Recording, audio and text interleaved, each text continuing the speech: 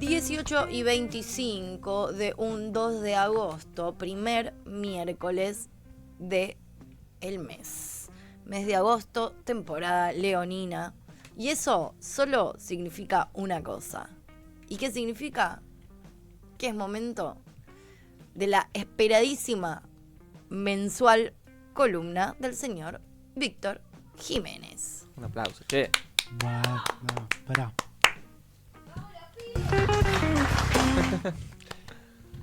Tanto. Bueno, ¿qué tal? Bueno, Bueno. pero te estoy haciendo una presentación re linda, valoralo. Bueno, muchas gracias. Sí, lo valoro, por supuesto. No lo valorás tanto. No, sí. Bueno, Sí. ¿qué nos trajiste hoy, Vic? Esperá que tengo acá mi machete. Ay, está, la mira. cámara. No, encima ese cuaderno de mierda. Lindo color de remera, pero muy feo lindo color cuaderno. de remera. Estás muy de independiente hoy. Bien, los Stones ahí. Muy de independiente. No, sabes que no. ¿Sabes que me ha hablado gente y me dijo, no le conozco la cara a Víctor? Entonces, Bueno, ahí está. buena oportunidad para... Esta es la cara del señor Víctor Jiménez. Mostrate, Víctor. Mira a cámara. Bien. Ah, porque yo no me veo, porque Claro. me veo mal. Ahí está. Vos no Listo. te ves. Y a esa es la señorita Lucía Giconde, que igual siempre aparece en cámara, así que a Lucy se la ve. Lucy siempre que puede robar cámara, roba. Bueno, Bueno, vamos a lo que vamos. Vamos a lo que vamos. Habíamos, la otra vuelta estuvimos hablando de Cemento, ujú. ¿no? Como de algo oculto, de Omar Chabán y el lugar que le daba a las bandas. Yeah. Bueno, me pareció interesante hablar de Mandioca, la madre de los chicos, ¿no? Que tiene que ver mucho con el nacimiento del rock nacional. Ok. La semana pasada yo les pregunté, digo, ¿qué pasa si le digo alguien importante del rock nacional? Pensamos automáticamente en bandas como Manal, Box Day, ¿no? Bueno, pero si bien es importante los músicos, hay un movimiento detrás que son los que lleva a que los músicos puedan tocar, ¿no? Que son los productores. Y estos son los productores del bien, ¿no? De los que... Los que no son vampiros, digamos. claro, digamos, Que igual los quiero que decir algo, es un muy valorizan- buen, me encanta, o sea, me parece un gran momento para esta columna porque justamente también acá incluso, mucho en la movida, si se quiere, más independiente o autogestiva, de vuelta están volviendo a tener mucho lugar y un lugar súper importante Tal cual. los productores, viste Es que que por tuvieron eso como lo una pensé. época... Ay, estamos en No está todo. nada librado al azar, Tuti. Nada. Ay, me encanta. Bueno, entonces, Bueno, voy a hacer una introducción primero y después vamos a la música. perfecto. Estamos hablando de años 65-66 de la Argentina. Son Jorge Álvarez, Javier Orroyuela, Rafael López Sánchez, Pedro Pujol, son egresados del Nacional Buenos Aires, ¿no?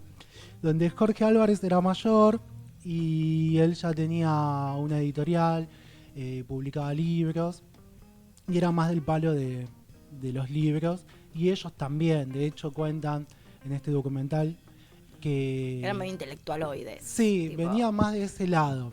Si Ok. bien por ahí Rafael López Sánchez era de Lanús y contaba con a 5 cuadras tenía Chingolo, como toda una experiencia, pero se manejaban en capital. Bien, En capital. ok. Sí, era como todo intelectual. Toda una experiencia, me encantó. Entonces lo que ellos empiezan a conocer diferentes artistas. Ujú. De hecho, Jorge Álvarez cuenta que publicaba Rodolfo Walsh, Aquino. Rodolfo Walsh, por ejemplo, le lleva un libro y él se lo publica directamente, confiando en el autor y nada, dando validez a esto, confiar en el autor y no meter mano.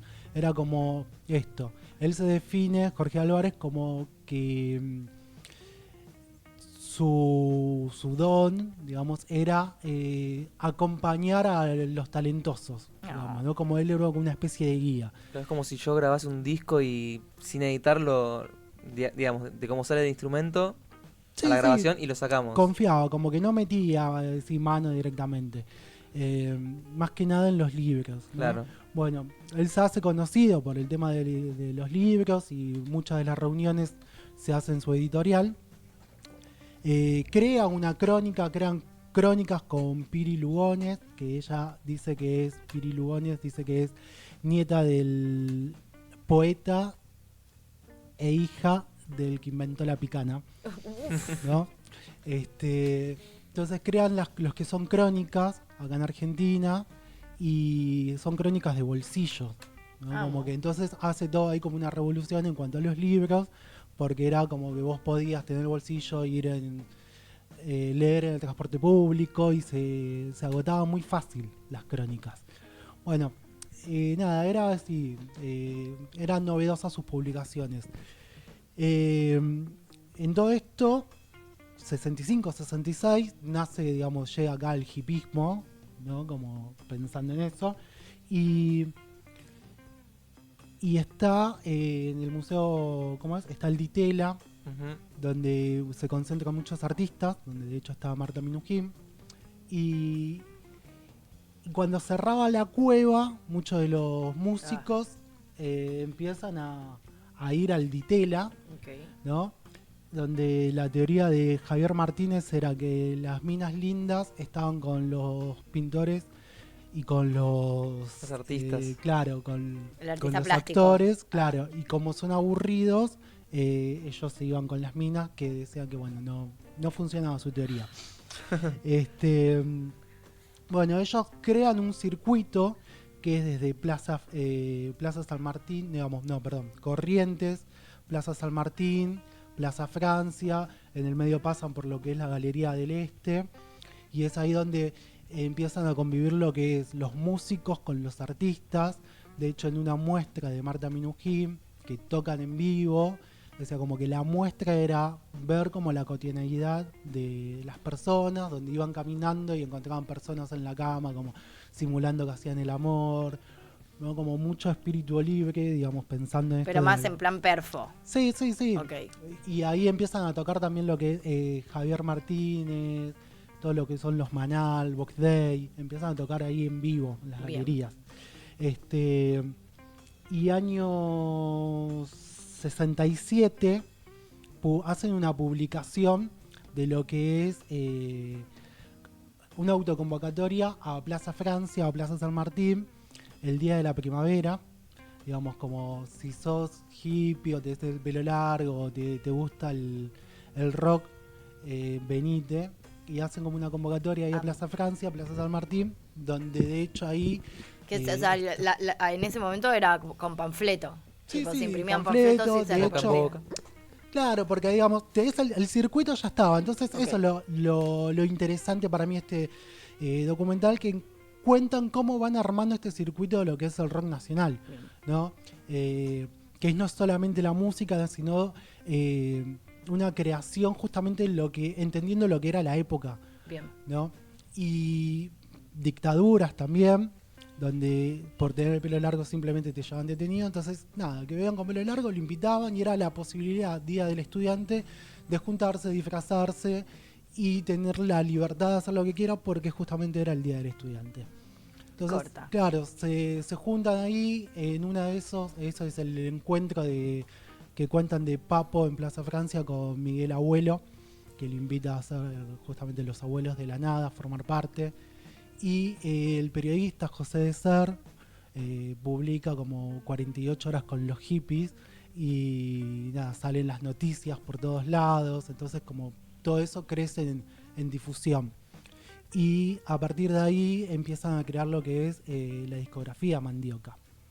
Mandioca, la más de que los chicos, tiene un porqué, y es que cuando se juntaban a pensar un nombre, en ese momento era como todo muy yankee y era como algo, no, pero tiene que ser algo más de acá.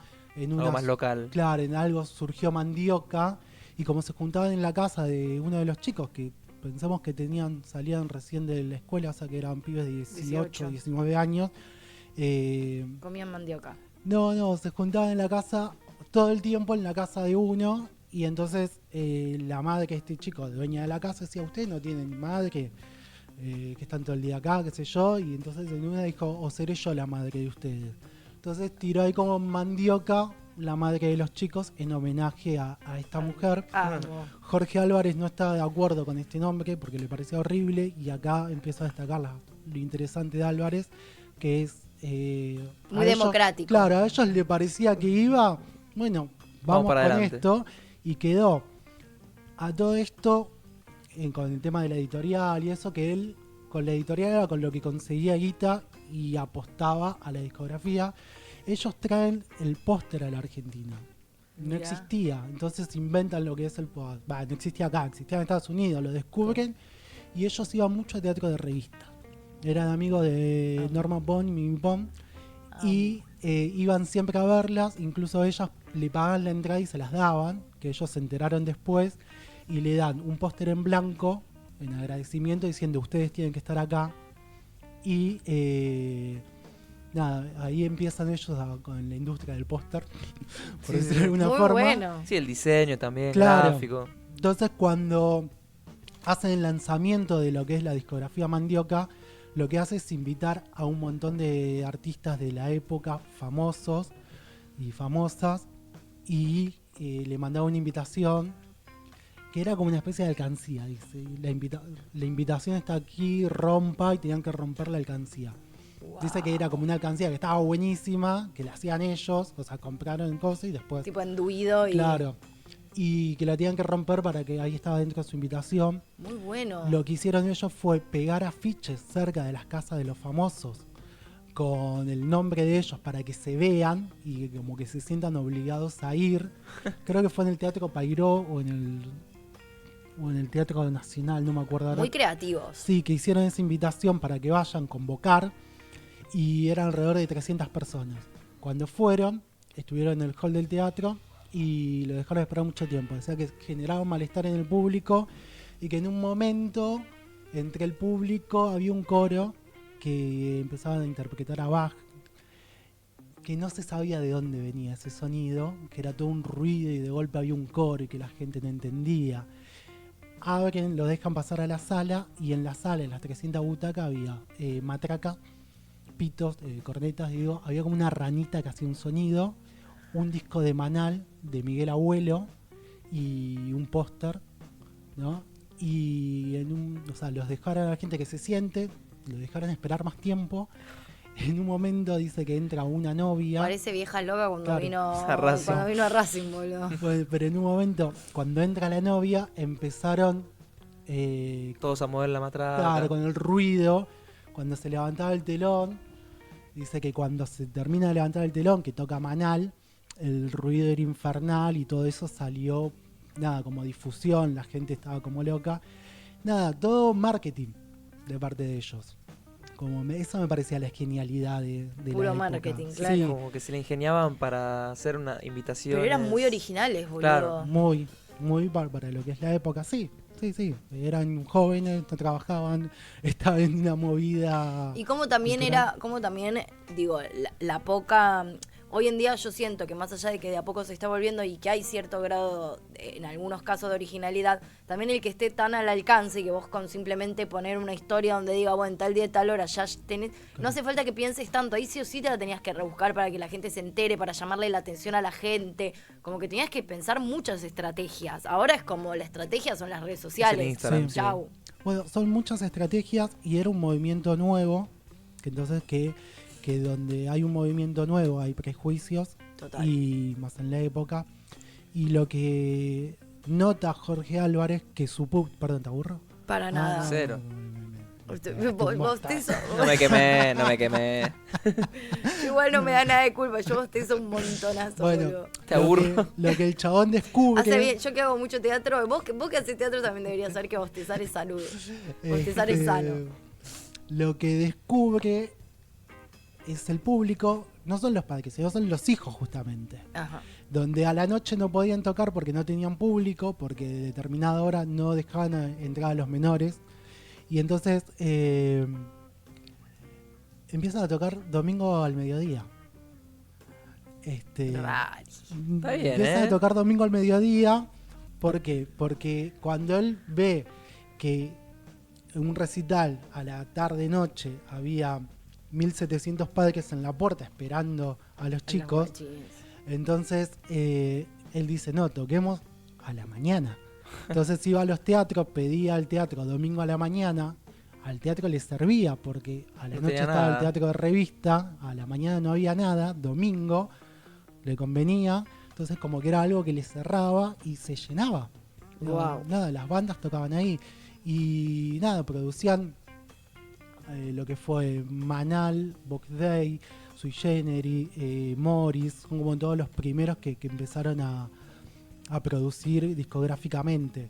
Sí, estoy leyendo también que hay muchos sencillos que sacaron, no sé, Morris también, Sí. Tanguito. Bueno, después sacan un disco que es Pidamos Pera a Mandioca, que sacan como sencillos de una Ahí recopilación. va. Porque él dice que de Tanguito no pudieron grabar porque Tanguito ya estaba con una discografía en ese momento. Sí, igual también grabó poco y Sí. hay muy poco registro de lo que hizo Tanguito. Sí, lo que él habla de Tanguito es que era una persona fenomenal, pero que... Era imposible, Sí, era imposible sí. hablar con él. Pero bueno, ya estaba con una compañía Tanguito en ese momento. Claro. Pero sí, hay una recopilación de eso. De hecho, hay un sencillo que está en la película Hasta que se ponga el sol, que está Billy Bomb, que graban Tontos, que cuentan que ellos están como fumados Sí. y que en un momento aparece el gordo Porcel hablando Amo. porque le mandaron esos canales, esas cintas que compraron con... ¿Cómo es? Con esto que no se borró, con una película de Porcel y se escucha esa música tipo yacera. O sea, es como que reescribieron arriba de la cinta. Claro. y Entonces como tenía- que dijeron, ¿qué hacen? Iban a grabar un disco, grabaron eso. Él dice, estábamos tan fumados, nos causó mucha gracia, lo dejamos. Y cuando lo volvimos a escuchar, dijimos, no, queda, ¿qué hacemos? Grabamos un disco con un solo tema. Entonces quedó como ese sencillo que está en la película. Claro. De hecho, en un momento están tocando y cuando aparece eso, cortan y están ellos tomando el té, que es la imagen que están ellos tomando un té, vestidos con, no sé, todos pintados de blanco, como si fueran señoras con bata, y la taza se ve todo humo que sale. Un delirio. Es genial, sí, sí, sí. Bueno, también ellos se caracterizaban por las tapas de los discos, que eran como bastante modernas, porque había varios diseños. El diseñador de aquella tapa era, para que lo anote, para que lo busco, Juan Oreste Gatti. Sí, histórico. Bueno, Capo. Chabón diseña la mayoría de esos discos y menos Vida de Sui Generis. Vida de Sui Generis es una foto que dice Sui Generis Vida y es marrón y está Charlie Nito ahí. Sí. Sí. Bueno, Jorge Álvarez dice que la tapa más fea del rock nacional No. y tiene... Es una foto. Sí, es que la hizo él, la hizo Jorge Álvarez. Ah, No pudo hacerla Gatti porque el 20 de junio, que fue día de la Jura de la Bandera, había un acto y Gatti vivía en Defensa y Belgrano en un primer piso, Un quilombo. ¿no? Y venía Lanuse para el acto y cuando suena el himno, el tipo está en su casa en calzoncillos. Cuando suena el himno dice que él se pone a cantar el himno, hace como se llama el saludo militar Ajá. y claro, había ¿cómo es? Vecinos. No, vecinos no, milicos en los techos. francotiradores. Claro, Ah. milicos en los techos que lo vieron a él haciendo eso, fueron a buscarlo, se lo llevaron detenido, estuvo No, 8 meses no. preso por eso, No. 8 no. meses, y ellos ya tenían el disco armado y lo tenían que sacar. Ah, mirá. Entonces el tipo no podía diseñar el disco y Jorge Álvarez hinchó los huevos y dijo, bueno, ya fue, le saco una foto, armó eso y salió. Pero bueno, Boludo. para que Igual, entendamos... igual más allá de si es linda o no es linda, es una tapa súper emblemática. Nadie, sí, no es un- nadie no conoce la tapa vida de Sui Generis. Tal cual. Sí, sí, es O sea, emblemática. es como está y es buenísimo, una foto pero que si además vos también es la foto de ellos. Si vos comparás los otros discos que saca, es Sí, Son tiene más diseños, intervención sí, artística. sí, obvio, Claro, hay un obvio, tal cual, diseño. sí. Después, bueno, hablando de Sui Generis, cuenta que Sui Generis se quiere separar y dice, nos separamos, listo. Y él dice, no, si se separan, hagamos algo grande, toquemos en el Luna Park. Cual Charlie y Nito no podían creer eso de tocar en el Luna Park. Dice que a los 10 días se agotó y habían puesto a publicar, pusieron la segunda función en venta. Y ya con eso ellos están, Ese fue el primer Luna Park de Charlie García. sí, Adiós, adiós Sui Sui Generis. Generis. Ahí va. Y cuando se termina esto, le dice, bueno, ahora vamos a hacer la película. Lo que rescatan de Jorge Álvarez es como la visión de esto, bueno, hagamos, pero sigamos construyendo, Bien. ¿no? Y eso Sui Generis, bueno, habla de Billy Bond que... Ayer me compré el libro Rompan Todo, de Billy Bond. Y No, lo compré ayer, no sé. Pero bueno, ahí cuenta él que el error fue de ellos como los mitos de Billy productores. Bond. ¿Cómo El error fue de ellos como productores, ¿Por ese qué? recital de Rompan Todo. Porque habían puesto las entradas en venta, la parte de adelante la cobraba más cara y las más baratas era como a las plateas, a los alrededor. Era uno de los primeros recitales que se hacía o no sé si fue el primero que se hacía en el Luna Park, que era público de boxeo, y que los que cuidaban el Luna Park, digamos, eran gente pesada del boxeo. Y él dice, nosotros cometimos el error de vender entradas caras a chicos que no tenían plata. Claro. Entonces cuando estaban todos amontonados y que los músicos aceptaron que pasen, los patobicas, digamos, no se pudrió todo y empezaron Las piñas. a las piñas. Claro, la gente reaccionó también, se empieza a armar el quilombo, se mete la policía y ahí es la famosa frase de Billy Bond que es rompan todo.